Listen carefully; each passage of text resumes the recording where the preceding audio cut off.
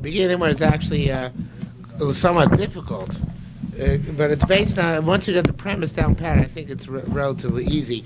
The premise is, I looked it up, that Rabbi Yehuda's opinion, Rabbi Yehuda holds that you have to plant, in order to be chayav v'klayim, you have to plant together 3 seeds. Chita, and then Sora, or Chita, Sora, and Kosemes, any 3 seeds, but it must be 3. So the premise of Rabbi Yehuda is that 2 can be the same. 2 can be the same, 1 different. The premise of Rabbi Yehuda is that when it says Lo Tizra Karmacha Lo Tizra Sadcha Kilayim, Sadcha Lo Tizra Kilayim, it means it has to be a Sadeh, which is planted Kilayim. What constitutes a Sadeh? At least 2 things growing. What makes it Kilayim? The 3rd thing tacked on. Do you see that svara? In other words, the 2 are the base, and then the additional 1 creates is the kilayim which enters into the base sadeh. That's what we do svara. 2 the same in.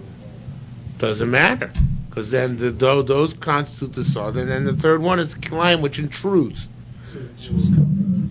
Right. I would have thought that Sada is not a shiur in the Zroim, but a shiur in the Karka. That's what you would have thought. Now, you're not incorrect. The Gemara is going to assume that there is a continuum between the 2, and that's the basis of the first Gemara this evening.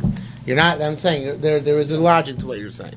The other basic assumption, Rabbi Yehuda's has similar places Yota brings down. Later on, the Masechta is going to say in order to be chayav v'kilei begadi, most Tanoim hold if you weave 2 threads together, one of linen and one of wool. But now that you know Rabbi Yehuda's shita, you know that what does Rabbi Yehuda require? 3 threads. Okay, that's going to be later in the Masechta. Okay, now that premise accepted. That premise we have that down pat. We can do today's Gemara. Let's start from Abba Rabbi Bar Kartinga. Actually, not from there. Let's go a little bit beyond that and start. Because Masisa Pliga Rabbi Yochanan. Do you see what it says? Masisa Pliga Rabbi Yochanan? What?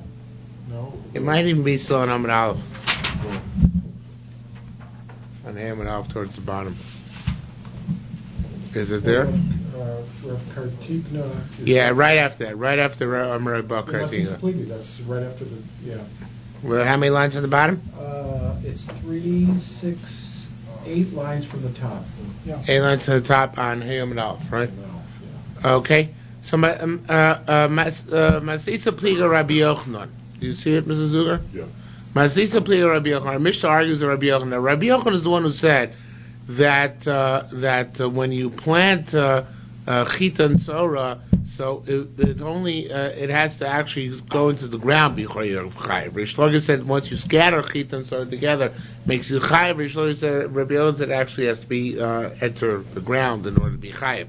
So it says more Masisa Pli Rabbi Yochanan. These are our Mishnah. Rabbi Yochanan because our Mishnah says Hazreya Chita Sora Ka'achas Harei Kilayim. If you plant Chita and Sora at once, it's Kilayim. Now, that seems that even if it doesn't penetrate the ground, even if you just cast it down, then of itself is Mechayiv, which sounds like Rish Lakish, right? Says the Gemara, no. Pasal Rabbi Yochanan will explain our Mishnah, V'nesuni b'soch shisha al shisha, where they're placed in a constricted area, which is 6 by 6 tvachim. The Rabbi Yochanan said, Eino chayiv at shisha al shisha, mukrachim b'toch sadet v'or mukafim gader. You're only chayiv in casting the seed on the ground when you cast them into a confined area of either an open spot of 6 by 6 tvachim by 6 tvachim in a field, or in a place where they're constricted because there's a fence around them. Okay? So that's the only time there's a chiyuv climb according to Yochanan. Well, if they later grow together, they'll also be climb. But you either chayiv when you throw them into constricted area, or when they subsequently grow together. But you can't be chayiv just by throwing them down at random in an open field. Why? Because then, of course, the wind can carry them away and scatter them. Rabbi Yochanan doesn't need the shiur of 3 tvachim from the ground. Which shiur of 3 tvachim? Yesterday we have 3 tvachim in the ground for roots. Right, below the ground level. No, of course not. Nobody does. But that's what we say. Either, according to Rabbi Yochanan, either have to place them in a hole in the ground, not 3 tvachim down. Any hole in the ground will make you chayav kilayim. But when the roots mingle under 3 tvachim, that we said is mutter. But that, to be Chayiv Kilayim, if you plant them just beneath the surface, that already makes you Chayiv Kilayim. That's only when they're spread apart. The shiur of 3 tefachim is only when they're apart, or Well, 3 tefachim only pertains to roots. it's only roots? Roots beneath, which are more than 3 tefachim beneath the ground, can mesh. That's all that Allah stated, no more, no less. Okay, now the thing is like this. Again, according to Rabbi Yochanan, we are chayiv when you plant. If you dig a hole in the ground, you place seeds in it, that for sure. But even if you just scatter them on the ground, you're not chayiv, because then the wind can come and scatter them away. However, you make a constricted area, right, of 6 by 6 tefachim, or you make an area which is surrounded by wall, you put the seeds down there, then even according to Rabbi Yochanan, you're going to be chayiv. Now, says Gemara, Bada, Rabbi Yehuda Omer Kilayim. Says Gemara, wait a minute. In this case, Rabbi Yehuda is going to say it should be behador, not kehador. In this case, Rabbi Yehuda is going to say it's not Kilayim. Now, here, the Gemara is taking into account your svara and asking a question, Rabbi Yehuda. Rabbi Yehuda, we said as far as that it has to be 3 for 3 in order to create a base of 2, which is your field, and then your third one, which comes in and intrudes on that. So it says the Gemara, just like, this is a lomdisha comparison, just like 2 seeds create a field, so to a confined area of 6 by 6 tefachim should create a field as well. And therefore, in that case, you shouldn't require 3 seeds. No, Rabbi Yehuda is asking, where should I require 3 seeds? Where it's not a constricted area, right? So then what makes it a field? The 2 first seeds. What makes it kilayim? The 3rd seed. But where it's a constricted area, in other words, it's already a field because it's a defined area in and out there, a plot, let's call it. So in that case, I should only need 2 seeds. I shouldn't need a base. The base is the actual plot. What do I just need in order to create kilayim? Just 2 seeds of 2 different types. You see the Gemara's conscience? It's a very interesting conscience the Gemara is asking here. Physical. One is a conceptual, right? The other is conceptual. That's right. One is a conceptual boundary, and one is a physical boundary. That's the Gemara's kasha. So the Gemara's kasha is again on Rabbi Yochanan. If this is the case we're talking about, in our Mishnah, where there is a physically defined plot, why would Rabbi Yehuda say it's only kilayim for you to have 3 seeds? Amar Zira said Rabbi Yehuda kedaite. Rabbi Yehuda follows his line of reason, which is known from us to other places. The Rabbi Yehuda Amar Besada Yerak Tefach. Rabbi Yehuda says the shiur of harchaka in a shiur of this distance in a vegetable patch is a tefach. In other words, Rabbi Yehuda says it's not kilayim because he holds that what's the shiur of a plot? Only a tefach, not 6 tefachim, right? So that's why Rabbi Yehuda argues.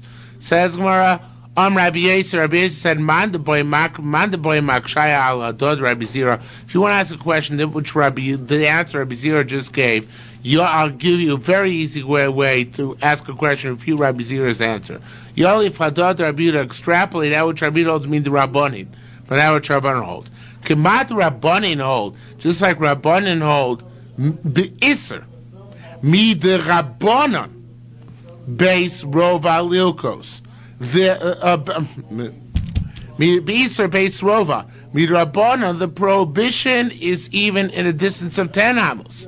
Lilkos, the Torah prohibition to flog you, is shisha al shisha, 6 by 6 tefachim. Kain Rabbi Yehuda Omer, so Rabbi Yehuda concedes that be'isr, the isr the Rabbanon is by shisha al shisha.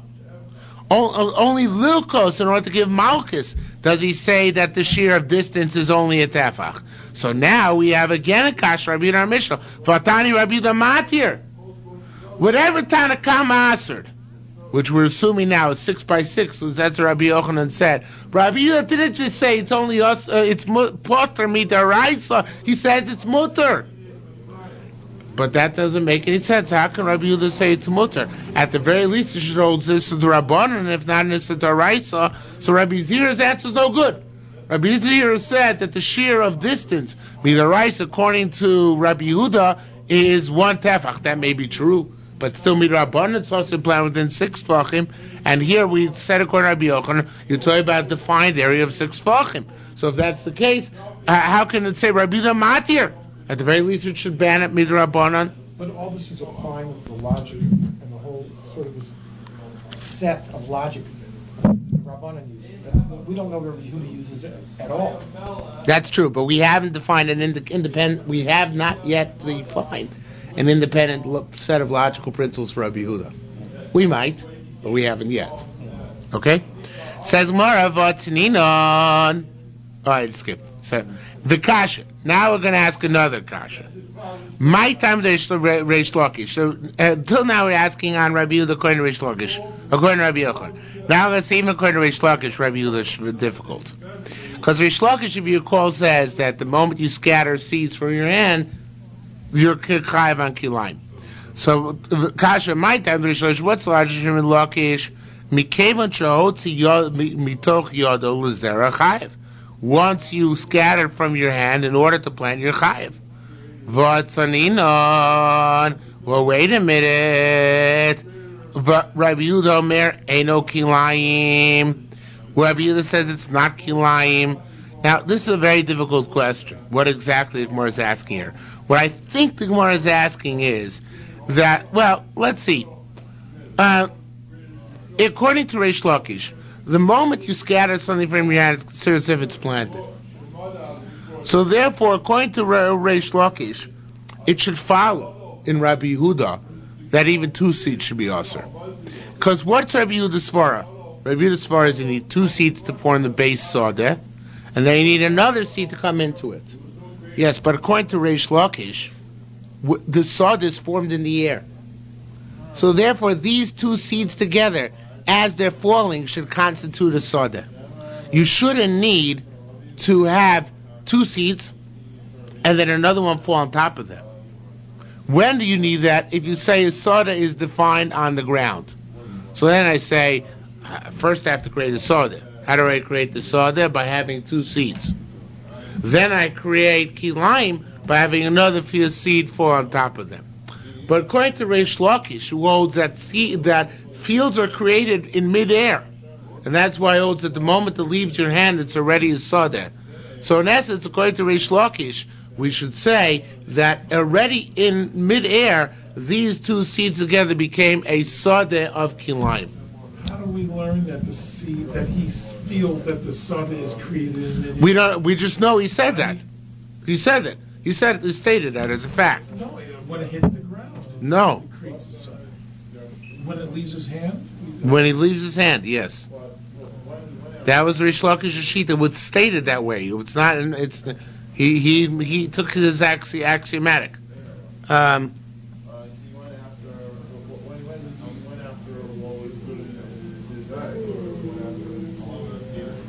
can make the kasha a bit better because I see the slide, but son said something before. He says that Reish Lakish is also talking about where your intent was they should fall within 6 tvachim. Okay, now it's better kasha. Now I can make the kasha much better. Because he had said before, what's the machlokas Reish Lakish Rabbi Yochanan? Reish Lakish holds the moment it leaves your hand, you're chayiv. Rabbi Yochanan holds only when it falls to the ground, you're chayiv. But even Reish Lakish holds, why is it chayiv when it leaves your hand? Because your intent is for it to fall within 6 tvachim of each other. Rabbi Yochanan holds that's not sufficient. You have to have a defined space of 6 tvachim within your field, right? Or in a constricted area of 6 tvachim. But Rabbi Reish Lakish holds your intent to cast the seeds within a 6 tefach area, that's enough to be mechayev you. Oh, if that's the case, so now it's a very good kasha for how does Reish Lakish learn Rabbi Yehuda? Because what is Rabbi Yehuda saying? That in order to create a field, you need to have 3 seeds. 2 for the field and 1 for kilayim. It's not true. His intent was to scatter the seeds within an area of 6 tvachim. So his intent to create a 6 tefach space should be in and of itself enough to constitute a sadeh. Again, taking the time, the physical conceptual framework.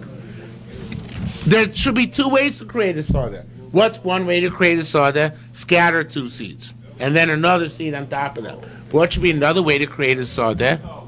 To have the intent that these 2 seeds should fall within a 6 tefach area. So that should be enough to be mechayiv according to Reish Lakish. The moment it leaves your hands, your intent to create a 6 tefach area in which these 2 seeds should fall should be considered to be creating a sada in which the kilayim is going to take place, and that should be the history according to Rabbi Yehuda. I guess I just don't understand that Mars kasha, because why are we so worried about Reish Lakish fitting in with Rabbi Yehuda if as long as he fits in with Rabbanan?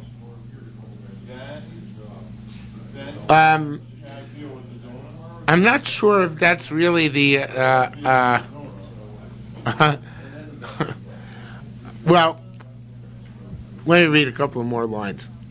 All right, it'll become evident.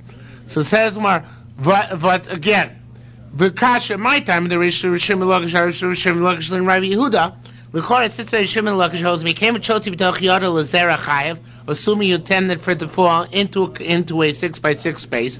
Hati Rabbi Yehuda Omer any climb, Rabbi Yehuda, how does that jibe? Rabbi Yehuda said it's not climb until you scatter 3 seeds.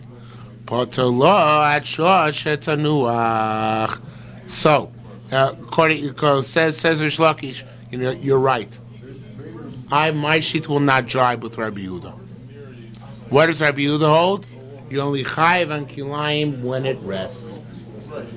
So he concedes. So that, basically, the Gemara is answering what you said. In other words, Reish Lakish cannot be consistent with Rabbi Yehuda, because according to Reish Lakish, the moment you scatter 2 seeds with the intent that they fall within a 6 tefach area, that should not in itself be mechayiv you. Says Reish Lakish, it's clear. Rabbi Yehuda only is mechayiv you when it comes to a rest. When it comes to a rest, so we asked already Rabbi Yochanan, we haven't answered this kasha yet. We asked already according to Rabbi Yochanan, either according to Rabbi Yehuda, if it's going to fall in a constricted area, then 2 seeds should be enough. Could be that's a viable question. We haven't yet answered that question. But this we know. That Reish Lakish concedes that according to Rabbi Yehuda, if it's not a constricted area, which if I just scatter them loose in an area where the wind can scatter them, then even though my intent was that they should fall in 6 tefach by 6 tefach area, that's not mechayiv me, because it's only mechayiv me when they're nach. And that's why Rabbi Yehuda requires specifically 3 seeds, that 2 seeds should fall on the 3rd seed on top of them. Okay? Says the Gemara, Vatani Rabbi Yehuda Matir. Wait a minute. 1 second. Just going to say, if Reish Lakish is learning in Rabbi Yehuda, Ad Shosh Tanua, doesn't that mean that you have to have that the 2 seeds that land on each other be of the different kinds? We'll see. Just the one is going to develop that thought. Vatani, didn't we learn Rabbi Yehuda Matir? We're not finished bugging Reish Lakish yet. Vatani Rabbi Yehuda Matir, it says Rabbi Yehuda's Matir lo afilu nacho Rabbi Yehuda Matir. Does that mean even if they come to rest Rabbi Yehuda's Matir? Now, this is according to Rabbi Yochanan, it's not a kasha, because Rabbi Yochanan will hold that according to Rabbi Yehuda, maybe until it comes to even if it comes to rest, it's not a sada until they take root, or until the 3 seeds are scattered into a constricted area. But according to Reish Lakish just implied that the moment they will come to a rest, you're chayiv. It doesn't say that in our Mishnah. In our Mishnah says that. I'm sorry. Wait, I'm not sure. Okay. Father brings around it happened before. That it happened. That he provided that happened after. Let me change my interpretation of the Gemara. V'atani Rabbi Yehuda Matir. Didn't we learn Rabbi Yehuda's Matir in our Mishnah? In other words, as long as there aren't 3 seeds, Rabbi Yehuda's Matir. Rabbi Yehuda's Matir, the throw, the casting of kilayim, and even if it comes to rest on the ground, until you have 3 seeds. That's a difficult on Reish Lakish, because according to Reish Lakish, at the least when they fall to the ground together, they should be considered to be falling into a field. In other words, to require 3 steps, according to 3 seeds, according to Reish Lakish, it seems to be too severe a requirement for a chiyuv.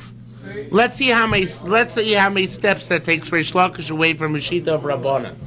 In Rabbanan, Reish Lakish he holds the minute 2 seeds leave your hand, you're chayiv.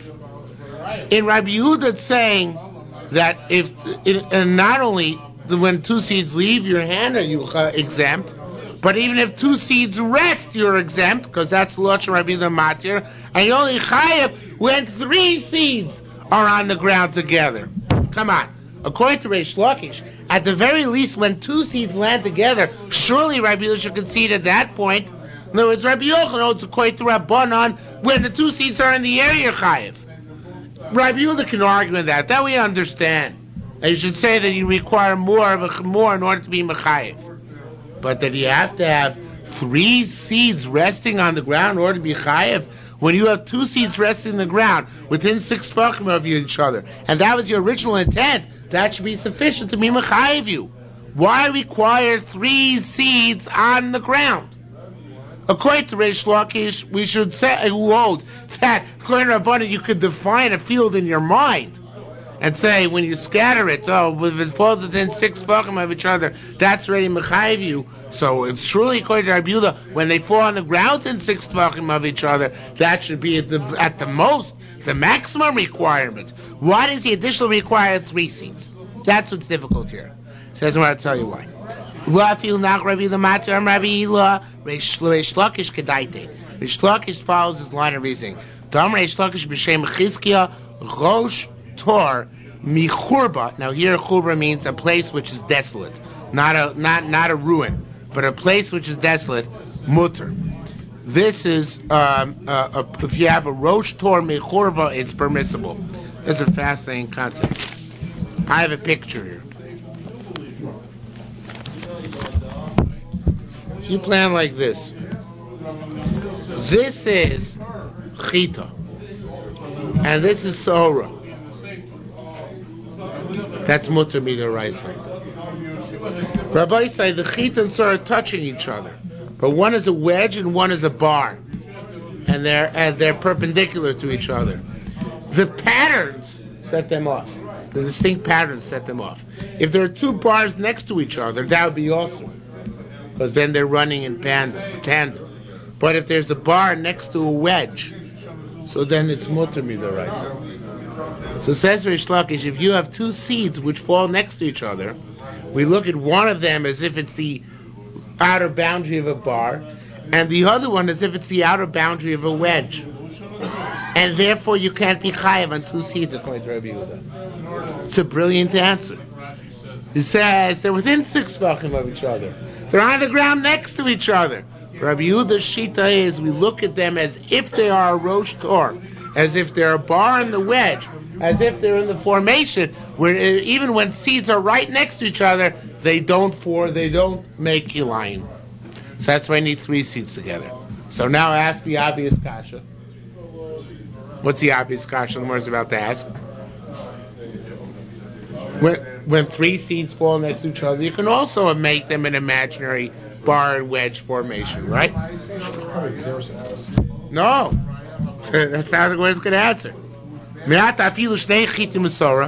Even if you have 2 wheat seeds and a barley seed, maybe you'll say that takit's mutter, but if you have 2 wheat seeds and a barley seed, or 2 barley seeds and a wheat seed, or wheat, barley, and spelt, so in that case you're talking chayiv. Why? Says for a potar lay. So Reish Lakish will answer to tell you about a chita mikan, the chita mikan, a wheat on one side, a wheat on the other side, the goter mikan, and a fence on the other side, on each side, goter mikan, usora chavusha b'emtza, and the barley's in the middle. Here's the picture. This is the only case in which Reish Lakish says, Rabbi Yehuda says you're chayiv. Chita, sora, chita, and a fence on each side. A fence surrounding them, so there's no way of creating a rosh tor. You see that? There's no way of describing a hypothetical Rosh Tor in that case. So that's the only case, according to Reish Lakish, in which Rabbi Yehuda would say you're chayev. Why? Because otherwise I could look at it as hypothetical Rosh Tors. Now Rabbi Yochanan doesn't have to go that far. Rabbi Yochanan can say as long as it's in a confined area of any sort, because I get Rabbi Yochanan didn't say this business of looking at his hypothetical Rosh Tors. But Reish Lakish has been backed into a corner to try to explain how Rabbi Yehuda is going to, why Rabbi Yehuda requires 3 seeds. In order to be chayev, according to Reish Lakish, 2 seeds should be sufficient once it hits the ground in proximity. So Reish Lakish said it's because Rabbi Yehuda looks at it as a hypothetical Rosh Tor, a wedge bar situation. Therefore, the only way you're going to be chayev is if you can preclude the wedge bar situation by having 2 barriers and a chita zora chita in the middle. According to Reish Lakish and Rabbi Yehuda, this is the only situation that you're chayev climb for seeds that has nothing to do with any other halacha. Climbs with respect to roots and things like that. Unless you put them in, unless you plant them together. Unless you actually made a hole in the ground and put them into the hole. But in scattering seed on the ground, this is the only way you're going to be chayav. Okay? Says the Gemara, Amrai Masir, Rav Masir said, Hoda the Tamar b'shein shom churba. That's only if there's no open space at all. Aviyeshum churba, but it is some open space, so that theoretically even the barley in the middle could be made into a Rosh Tor, then it would be mutter. In other words, in this case, let's say you had a chita over here, same case, chita, saora, chita, and then you had a wall on this side, but if there's no wall on this side, so theoretically you can make this somehow the end of a Rosh Tor, and then this somehow, the end of a bar. So in that case, it would be mutter midaraisa according to Rabbi Yehuda. Okay, there's no wall over that. No wall on this side, only on this side. Okay, so that's the end of that sugya. That's pretty tough sugya. The Ritbaz says, being in the sugya zu chamura b'yoyser. Yes. The intent is so important. Let's say he scattered it and he intended it to fall within 612, and the wind blew it at the last minute, and it was more than 612. According to Reish Lakish, it seems like it doesn't matter. Lo tizra means, according to him, scattering seed. It doesn't. We're going to flog him anyway. That's right. Because you were Zorei Kilayim. So it's different than It's not like Shabbos. Yeah. Yeah, Rabbi Yochanan, even Reish Lakish, we said seeds by Shabbos. It's where they got planted in the ground. Right. And the opposite case where, according to Reish Lakish, let's say he scattered it and he did not have an intention for it to fall within 612, and it did. Then he's exempt. Right. Because he has to have that intent. It has to be that when you left your hand, that was your intent. Okay. How can anything be harder than that? Let's go on to the second paragraph. Any measure of a saw which has a quarter measure of zera min acher, of seed from another type, you have to diminish it. Now, that's a ratio of 1/24. A saw has 6 kab, and each kab has 4 rovas. A rova is a quarter, right? So therefore, this is a ratio of 1/24. Okay? If you have 1/24 of you have what you have in your house is seed, and seed, of course, is usually not 100% pure. In some wheat seed there'll be barley seed mixed in, and vice versa. So what's the maximum permissible ratio? 1/24. Okay. Now there's a shaila. Happens to be that this shaila is discussed. There's a shaila rishonim. And this shaila is discussed in the Big Day Sheshem Bava Basra. If this is a shiur d'oraisa d'Rabbana, most Rishonim hold this is a d'Rabbana, that it's an issue marasayin. And d'oraisa really, I guess, rove, as long as it would be rove one and meat the other, would be okay. However, the Rambam and others hold it's d'oraisa. That this could create a unit of chashivas which is not bottom midoraisa, and you transgress kilayim midoraisa if you have ratio of 24-1 or smaller of one grain to another grain. Is that clear? That's the question. Arbitrary. Well, that would lead one to assume it's the Raisa, because if it's the Rabbana, it should be Shishi. But it's 24th, it seems like here they found a different measure. Right. No, the Raisa. As a regular Rabbana, it should be Shishim. Okay? In any event, Rabbi Yossi, so you know, so you have to diminish. Once you have a 1/24th of barley, you have to take out the barley from the wheat. Rabbi Yossi mer yivor bein minacha echad bein mishtei minim. What above that 1/24th? Half of the 24th was barley and half of it was spelt. So Rabbi Yossi says you have to diminish it regardless. Rabbi Shimon lomer ela miminechad. Shimon says only if it's from the same one min. In other words, you have 1/24th made up half of barley and half of spelt in a wheat batch. So in essence, you have 1/24th of any single type of commodity, right? It's 1/48th of each. So Rabbi Shimon holds that's okay. Has to be 1/24th of a single other commodity within the primary commodity. Is that clear? That's yeah. No. Because they're all considered to be insignificant. Both considered insignificant. They pale in significance vis-a-vis the wheat. Okay?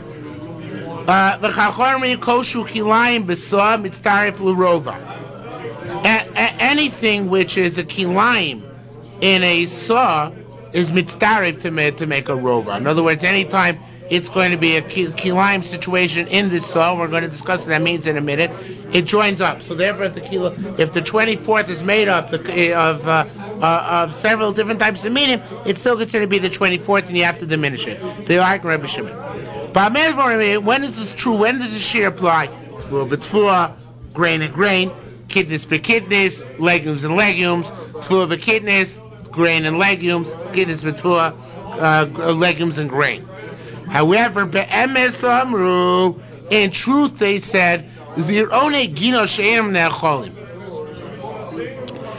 If you have garden seeds from, gino are decorative flowers, they're not edible flowers.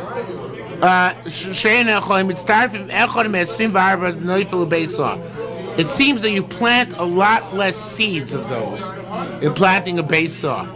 Chazal knew to plant the base saw of tvu, of grain, of legumes, so there's a more or less standard measure. Give or take a little bit, which the Gemara will discuss, but it's more or less standard. However, if you talk about planting a similar area with ornamental flowers, then the shiur of seed is a lot smaller. Use much less seed for ornamental flowers in the area than for the same area when you would plant that area with a crop. Am I making sense? Is that clear? Yeah? So therefore, what's the shiur there? Because if you use the 1/24th gauge, then really it's hypothetically possible that you could have a saw's worth of ornamentals in the 24th of the base saw of grain, right? Because let's take numbers just at random. Let's say normally it takes 5 pounds of seed to plant the base saw of 6 pounds of seed. Let's take 6 pounds of seed to plant the base saw of crop, legumes or wheat or whatever, and it takes in the same area 1/4 pound of seed if you're going to plant roses. Okay, so if you use the shiur of 1/24th, so you're going to allow 1/4 pound of rose seed within the 6 pounds of wheat seed. That sounds okay, right? But it shouldn't be okay, because rose seeds of 1/4 pound cover the same area the 6 pounds of crop seed cover. So something's wrong here. Chazal recognized that.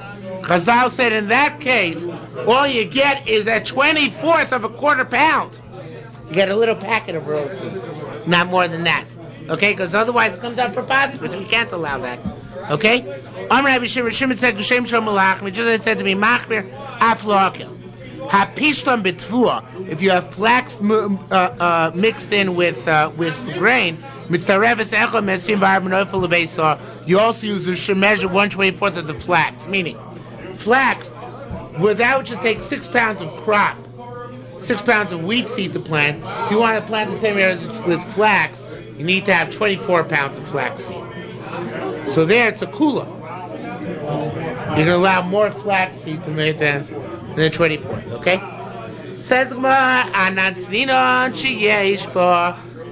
One girsa in our Mishnah is a measure of wheat seed which has within it other seed. Tana, however, there's another brisa, which another version which says shenafal l'soch, that it fell into it. Not that it was there, but that it fell into it. What's the difference? He who says that it's within holds the ratios echad mesim v'arba 1/24. Madavar shenafal l'soicha means you have the 24 already, and a measure fell into it. So what's the proportion according to him? 1/25. Echad mesim v'chamisha, right? 1/25. Because it depends if it was there to begin with, which means it's really 23-1. Or if it fell in, sum total 24, or it fell in afterwards, which means it's 24-1, sum total 25. Rabbi Yossi Rabbi Boon, Bein command Amar Sheyeshba, where the version is Sheyeshba, can Bein command Amar Shenofa, so with version of Asocha, Echad Mesim V'arba, the shiur is 1/24. In other words, 1/223. My Kedom. Now says the Gemara. What's the difference if that's the case between Yeshba and Nafalba? What's the difference? He who says Yeshba, it means betolush. Now we look at it when it's in tonnage, in pounds of seed. In other words, in 6 pounds of seed, you can have of wheat. You can have a quarter of a pound of barley. Madam Ashava Socha looks like b'mechubar, how it will grow. In other words, not in the seed going in, but in the crop coming out. That's the 24th is in the crop coming out. Manokai, now that's more. Manokai, what are we talking about? This is a very, as I said, the big demonstration Baba Basra on this, because this is parallel to Baba Basra. And you'll see why now. Manokai, what are we talking about? If the guy intends to plant this 6 pounds of wheat, so I feel he's not allowed to even put in a single wheat seed. Intentionally allowed to put a single wheat seed, assuming it's barley. Intentionally allowed to put a single wheat seed into a barley mixture. If you're going to go and plant it, of course not. Right? To go. That's like being mevatel l'chatchila, which we'll bring up later on. If your intent is to plant this mixture, you're not even allowed to mix in a single wheat seed into a measure of barley seeds. Furthermore, im la'arev koshu, it's also asur la'arev. If you're mixing them because you want to sell in the marketplace, it's also asur. Because what's that asur? If you're selling this in the market. Worse. It's theft. Oh no, he brings down here. Because he thinks he's getting what? Barley, pure seed. What are you selling him? Mixture of seed, right? You're right, it's perhaps it's even Neiver too, but the primary answer is theft. You're stealing from him. That's if it happened that way, but not to mix in. That's what we're about to talk about. Okay? Rabbi Yaakov Barchia Shem Rav, they both said the name of Rav. Haborer Tzoros Mito Kerish Ochavero. Now, this is a fascinating thing. I come to your store, and I see, or actually your silo would be a better example. I come to your silo and I see, oh, Yankel, you got pebbles in your wheat. Be a good guy. I'm going to take the pebbles out of your wheat.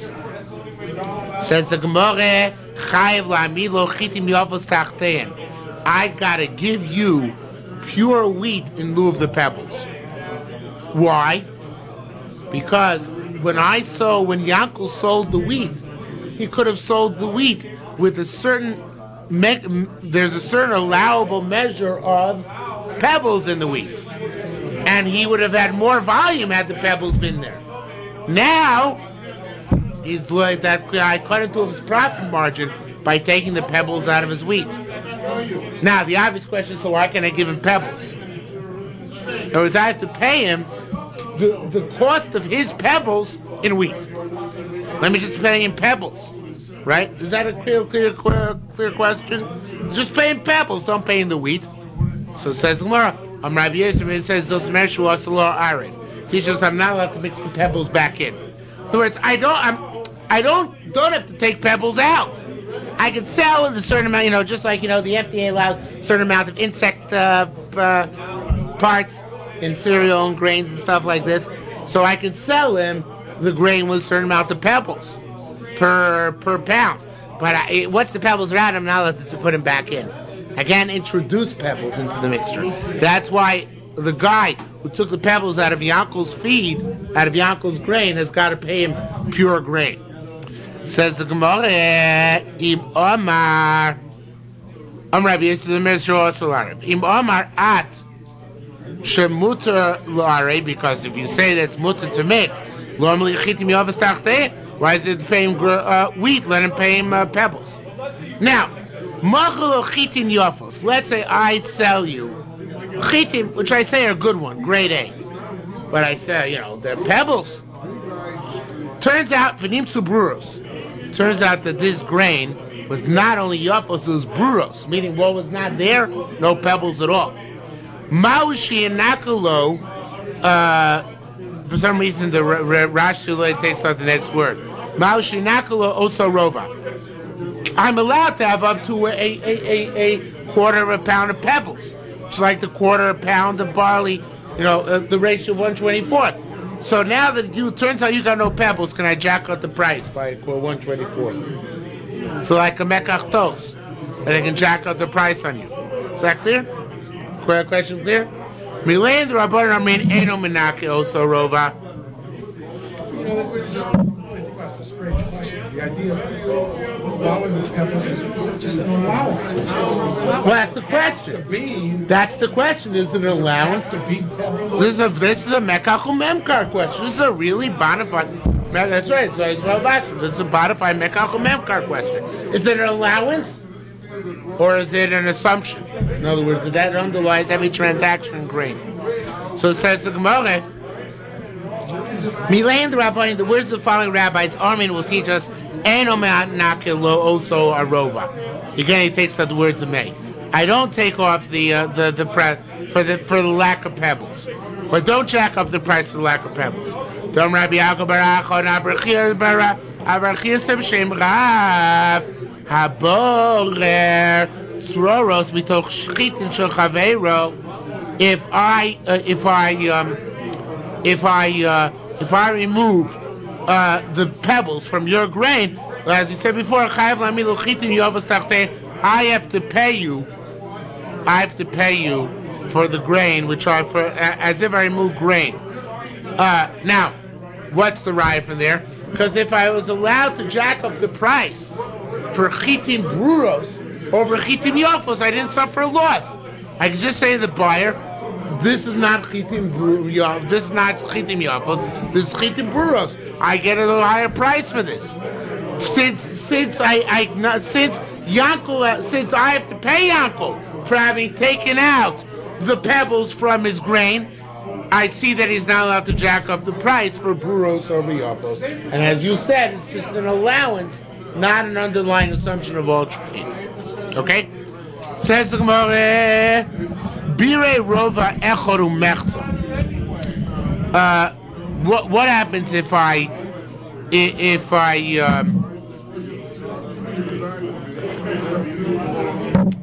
if the guy, this grain, had more than the allowance. Instead of having just a rova of pebbles, meaning a 24th of pebbles, it had a 24th and a half. What's that? An 18th, right? So it's had one and a half revoim of pebbles. Too much. So what's the law in that case? Beer rova chamerta maushi nakel hodmei also, and here it's supposed to say, according to the Rashi and the Gro, chatzi rova. But at least for that,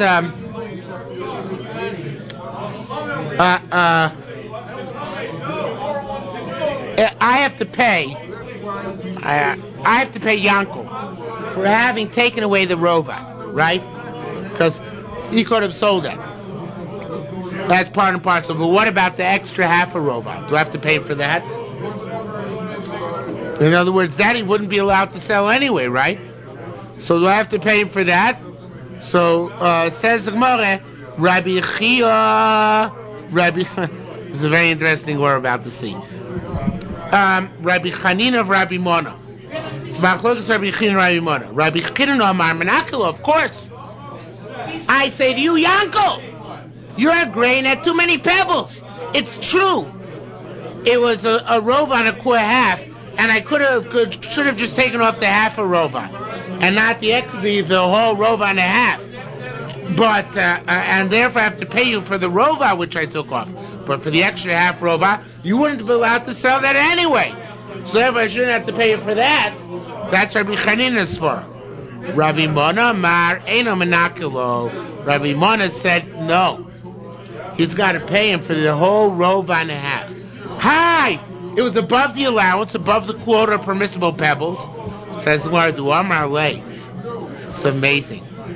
Yankel says to me, he says, Ilu Yahavtali, were you give it to me, in other words, would you leave the pebbles there, have a tzrirna tzarala b'sirke. I would have left them there together. I would have and put them out in a sack. Madav zvuna chame, and a buyer would have seen them. Have a zav would have bought them anyway. Now let me. That's what I didn't understand the first logic. Not every buyer is so mockfish. They would buy more. Not everybody says. I find that shocking that he was taken as a double portion. I didn't understand the first one. It's not that forbid. It's there's a certain allowance which makes it not back up at all. Yes. But it's up to each individual buyer to decide what. Well, that's what he's saying. That's what he's saying. That's right. No, so but basically, what Yankel Tainas to me and says, no, it's true that the allowance. I'm just repeating what you said. It's true that the allowance is only a rova, but I could always find a buyer who wouldn't be mocked and would take a rova and a half, and that buyer. So not that I would cheat that buyer. It's not cheating. I would have told him. And he said, okay, I don't care. So therefore, you really caused me the loss of the full rova and a half.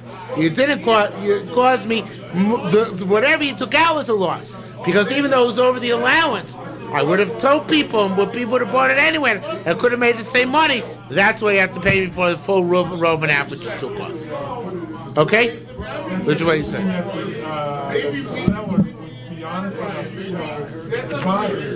The seller would be honest enough. That's right. Assuming that. So you can tie to that. He'd say, I'd be honest, and I'd still get my price.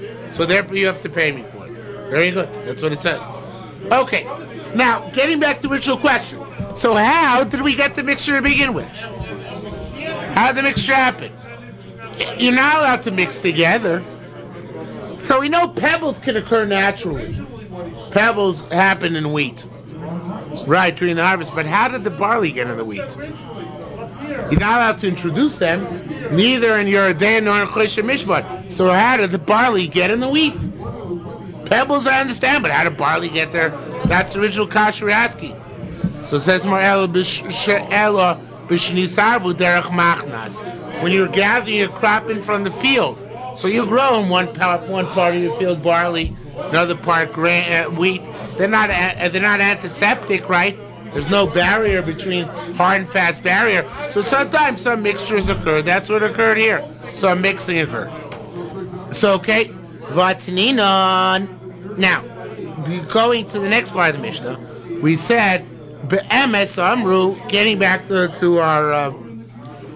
what it said in our Mishnah, it said that, Be'emes Amru, Zirone Ginashen Nechel, and we said the rose seeds in the wheat, so they go by 1/24 or whatever used to plant rose seeds in the garden, not by 1/24 of the wheat or the barley. The Tani alone, we learn concerning this. Kigon kav v'chatzi kav. Now here it starts getting a little bit into arithmetic. It's a little bit tricky. Kigon kav v'chatzi kav.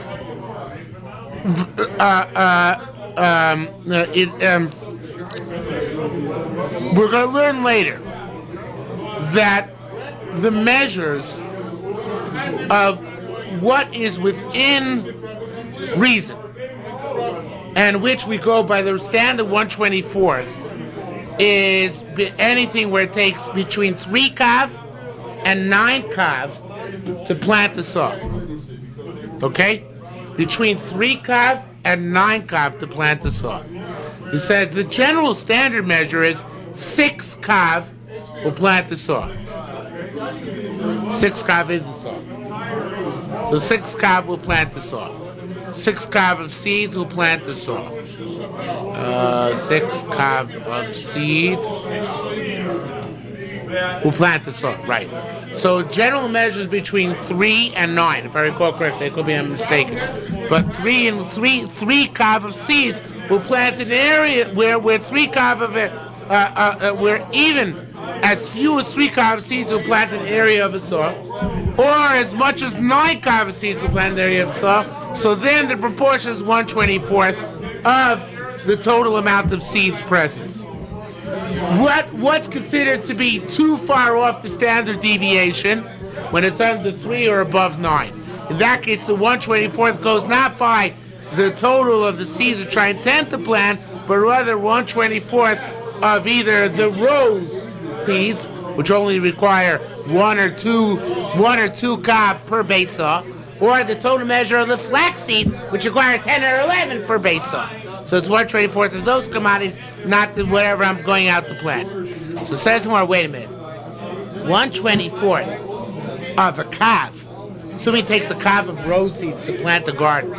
1/24 of a kav is infinitesimally small. Right? It's an extremely small measure of rose seeds. You're going to answer that small amount of rose seeds and such a large amount of wheat seeds? Oh,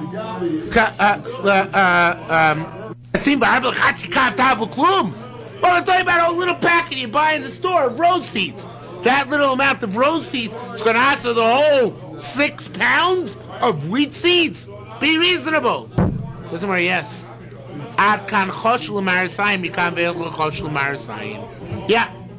So all question of Marasayin. Now, this sounds like it's the Rabbanan, right? Because we always say Marasayin is Rabbanan. But there's another pshat of Marasayin here, that it's D'Oraisa. What would be the Marasayin D'Oraisa? People can discern that there are things growing here which shouldn't be growing together. Okay? So Marasayin here could mean the Rabbanan, which most Rishonim say. Some Rishonim say the Marasayin is what defines Kilayim. Kilayim is a relative thing. Define, and when people perceive that they're mixed, on people's perception, that mixed breeds are growing here together. So that's why Marasayin can be a Svar D'Oraisa here. Okay?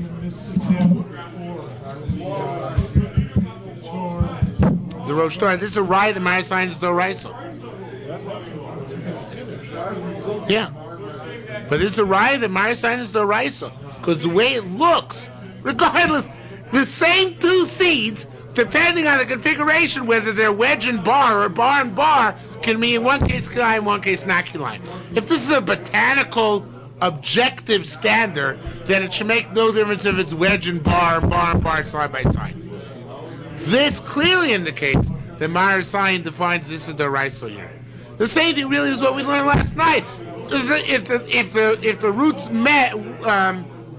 mesh, under 3 talking beneath the ground, it's okay. Botanically, what difference does it make if the roots are 3 talking from the ground or under 3 talking from the ground?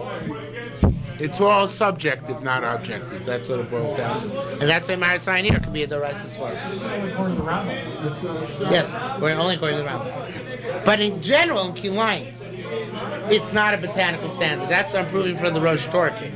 Okay, this might be only the Rabbanon. But there's certainly other cases which have nothing to do with botany and everything to do with perception. Okay? Says the Gemara, you might buy. Have we done 2 blot yet? Not even close? 1 blot? Oh. 3. Okay. You might. Yeah. Basic Sarum we might. How do you do mute? The 2 ways to do it. Oh, poches minarova. You can either diminish the 24th, right? Take away from the quarter pound of barley, which is in the wheat, or mostly follows up. Or you can add on to the 6 pounds of wheat, right? How do you do it? Do you take away from the osir substance or add to the mutter substance? The 2 ways of doing it, very simple, right? More mutter. Make it more concentrated by some. Well, it's also more diluted by definition. Yeah. So says Mo, there is a difference. Says Gemara, you're not thinking. Locate Amar, it should be Rabbi Avo. Rabbi Yochanan is erased by the Rash. Locate Amar Rabbi Avo b'shem Rabbi Yochanan. Kol Yisrim Shariba Aleim Shogig Mutter Mezid Osir. What principle is that? Ein mevatli mitzvah l'chatchila. So you're not allowed to add on mutter, heter. That's your day. Now never allowed to add on heter to an osir mixture. It's osir to do that. D'Rabbanan. But you're not ein mevatli mitzvah l'chatchila. You can't add on heter in order to be mevatel. So l'choro here, what's the only option you can do? Just take away the osir substance. Which, by the way, is also mutter in your day. It's just that generally you can't do that.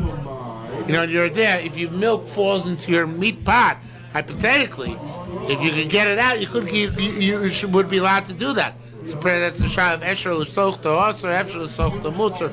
But you usually can't do that. But hypothetically, if you could, then you could decrease the isser that way. What you're not allowed to do is increase the heter in order to be mevatel the isser. So it says there's no comparison. Tamar marba levatel isser Torah. There you're being marba in order to be mevatel isser Torah. That's awesome. But here at marba levatel mipnei marasayin. You're being marba levatel in isser Torah of marasayin. Language is so much against the riot. Yeah, but what can I do? Yeah, still some people say he brings it down here. That Kilayim is a perceivable taroves, and here, where you're being marba to be mevatel an object, the way they touch it up is we're being marba in order to be mevatel an objective. It's a deraisa. Then it's also mevatel it's a chil. But when you're being marba in order to be mevatel a relative perception, there it's not also the chil. That's how they touch up this line. Okay. Rabbi Yossi and Mary Yover. Rabbi Yossi said, going back to our Mishnah, once he make you diminish, you have to diminish even if it's 2 different types. Okay? In other words, if the 6 pounds is of wheat, and within that you have a quarter pound, half of which is made up of barley and half of it of rye, you have to be mamayit in that case. Okay? My time at the Rabbi Yossi. No, I don't think that's what's going on. Just a minute. No, Rabbi Yossi made an additional point besides that point.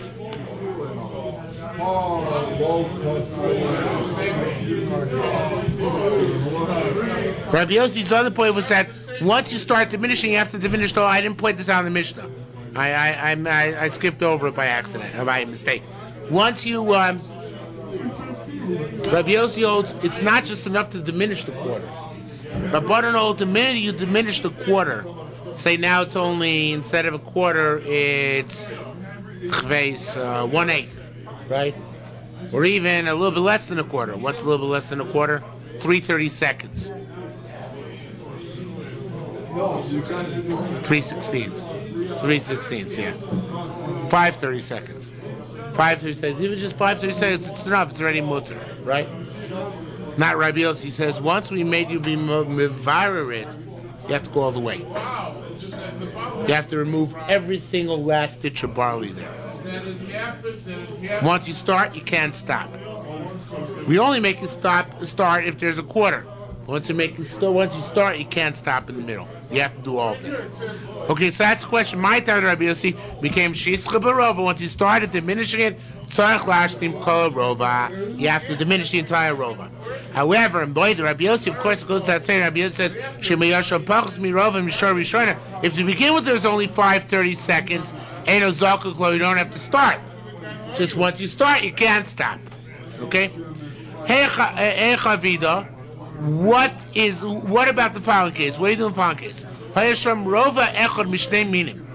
You had a Rova Echad made of 2 minim, which again is the case I said before. There's 6 pounds of wheat, and of that there's a quarter pound of foreign substance, half of which is barley and half of which is spelt.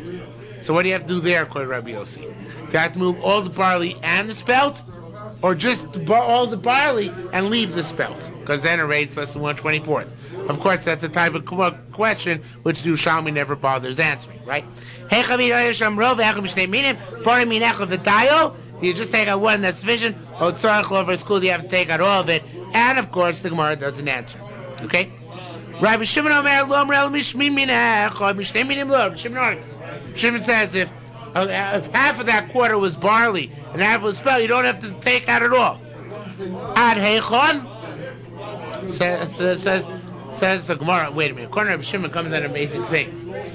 According to Rabbi Shimon, let's say you have 6 pounds of wheat, and then you have 5/30 seconds of a pound of barley, 5/30 seconds of a pound of spelt, 5/30 seconds of a pound of rice, 5/30 seconds of a pound of, you name it, millet. So it's okay. According to Rabbi Shimon, what do you have to have? You have to have a rova of 1 min in order to make it awesome. As long as you have a rova of 1 min, it's mutter. So it's more at kama. To what shiur? That's what it says. Says Gemara, ad heruba shosa. As long as the majority of what's there is of 1 min, so no matter how many 5/30 second increments of other stuff we have, it's okay. Chazer v'osif. Chazer t'fur le'atera. If you added on more wheat, then the whole thing is mutter again. In other words, as long as the majority is wheat, it's okay. However, there's a chumrah in Rabbi Shimon. It's a flip side of Rabbi Shimon. Just like Rabbi Shimon said that 2 minim are not mitzaref l'isser, so to keinomer elcha ain't shnei minim mitzaref l'heter. So he says 2 minim are not mitzaref to make a heter either. Hey Chavi, the one case to talk about. If they're 22 and a quarter, 22 and a 22 and a half, it means 22 and a half, 22 revoim umechza, 22 and a half of chitim, v'chati rova sorim, and a half of sorim, which makes 23 altogether.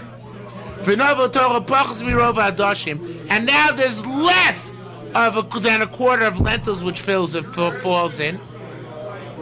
So according to Rabbi Yossi, that would be good, because the 2 minim are mitzvah for kula. I should start with Rabbi Shimon. According to Rabbi Shimon, this is bad, because here the 2 minim are not mitzvah, and it makes a chumrah. Because here I have less than a quarter of adoshim, a little bit less than a quarter of lentils. Now that's not bought on the 22 and a half of wheat by itself. But if you add on to the 22 and a half of wheat, the half of barley, those 2 minim are mitzvah, then it should be mevatel the lentils. Because I have less than a rova of the lentils vis-a-vis the 2 other minim together. But here Rabbi Shimon comes out of chumrah, because here he says the 2 minim are not mitzaref even to be mekel, to be mevatel the lentils. Okay? Is that clear? Says the Gemara, here too, nonetheless, the 2 minim are not mitzaref leheter in this case. Okay? Did we do 2 blot yet, or are we still on number base? What are we talking? I can go to the. I did prepare to the Mishnah, but I want to let you guys go. Bamedvar Murim. Bamedvar Murim. When is this true? Now we said this in the Mishnah again. This is the case where we precluded the rose seeds, right? The rose seeds we said. So you have to deal with the different ratio there. The Tani law we learned. Kigon shloshes kabin, varbas kabin. If we said that what's considered to be within the range, within a standard deviation, so to speak, if it's 3 kav or 4 kav.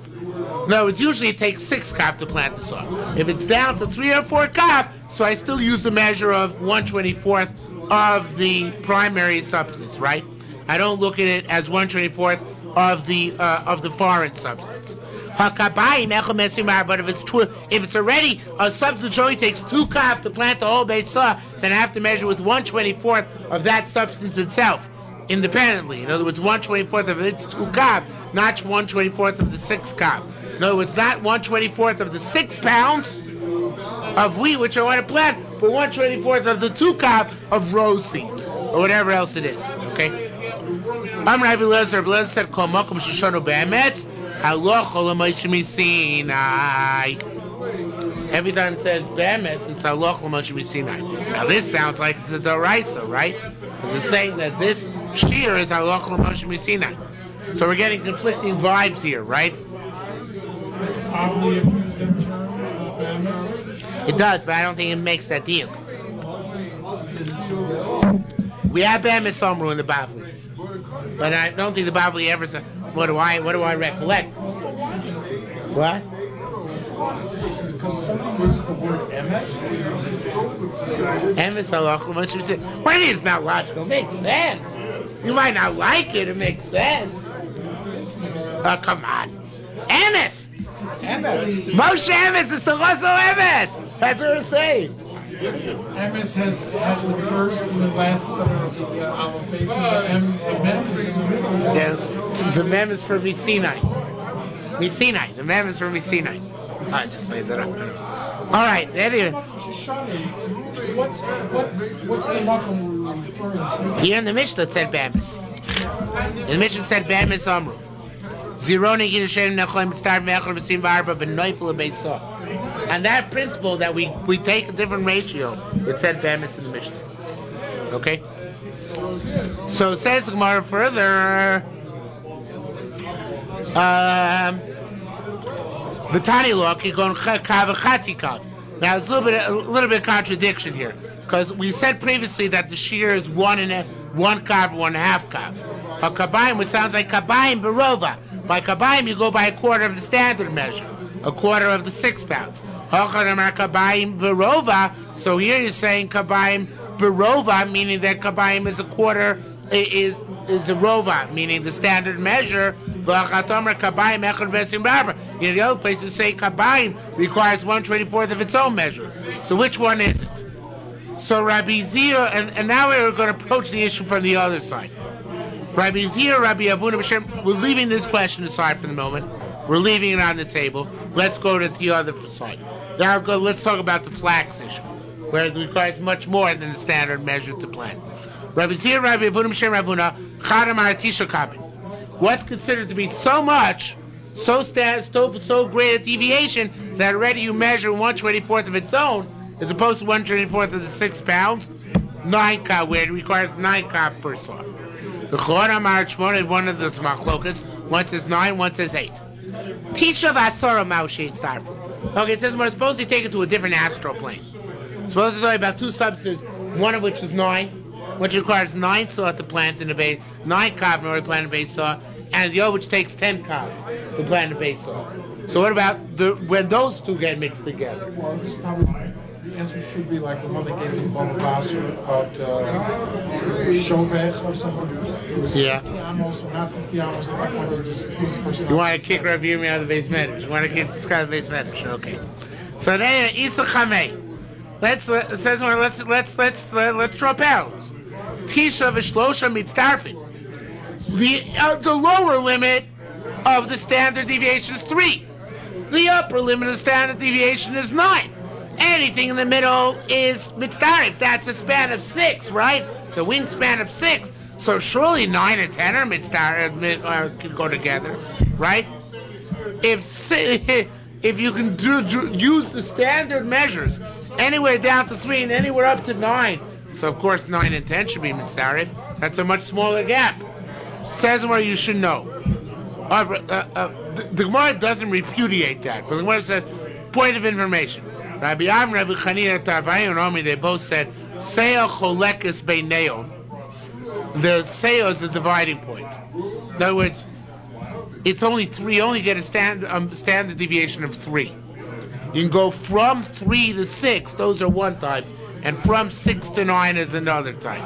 But you can't be mitzvah if those things which take 9 with those things which take 3. That's too big a gap. We can't allow that. Yes, not that far a deviation. That's 200% deviation. 3 to 9 is once to 6, and another time to 9. I don't know. It sounds to me like it's 100% on either side, or whatever. It's math. I don't want to know about it. Says the Gemara. Again, Seochlek is by name. Rova saw Asa b'shloshis kabin. Now, here from here the Mishnah, I lied a little bit. From here the Mishnah, I'm a little bit spotty. Rova saw Asa b'shloshis kabin, a type which requires a sa'ah. Oh no, this is just repetition. Okay, fine. It's just repeat it a little bit funny. Since based on that Seah Poseket says Seah Cholekes Beineo, we say Rov Asah Asa B'Shloshis Kabin. A Rov Asah is the measure of Issa with something which takes only 3 kabin per saw. The Rov Shloshis Kabin Asar B'Saw, and that Rov of that substance which takes 3 kabin to plant is then the shiur still in a saw. In other words, we take 1/24th of it's the one standard 24th of the saw measure, even when it goes down to 3. And also on the other side, Rova saw Tisha Kabin, Rova Tisha's Kabin Osir Saw. In other words, in a convoluted way, we're saying the same thing we just said in a concise manner. We said it's 3 to 6, and then from 6 to 9, and we're saying that again in a more convoluted manner. That which takes 3 is a mitzvah, and that which is 6, and that which takes 9 is that which takes 6 as well. Now, Shloshus Revaim shall pishtan osrim b'sah. If you have 3 measures of pishtan, that asers in the saw. No, it's 3 times the standard measure. Flax, normally the shiur is again 1/24th of 6 pounds, which is 1/4 of a pound, right? By flax, it's 3/4 of a pound, 3 times the standard measure. 3/4 of a pound of flax seed asers in 6 pounds of wheat seed, right? Hey Chavita, why is that? Asar the Zora Rova the Chitin, the area which takes 1/4 of a pound of wheat to plant, Zora plus a Ruvin the Chitin takes 3/4 of a pound of flax seed to plant, and therefore, again, since it's so far removed, so therefore we go by its own ratio, and its own ratio is 3/4 of a pound of flax plants the same area which 1/4 of a pound of wheat plants.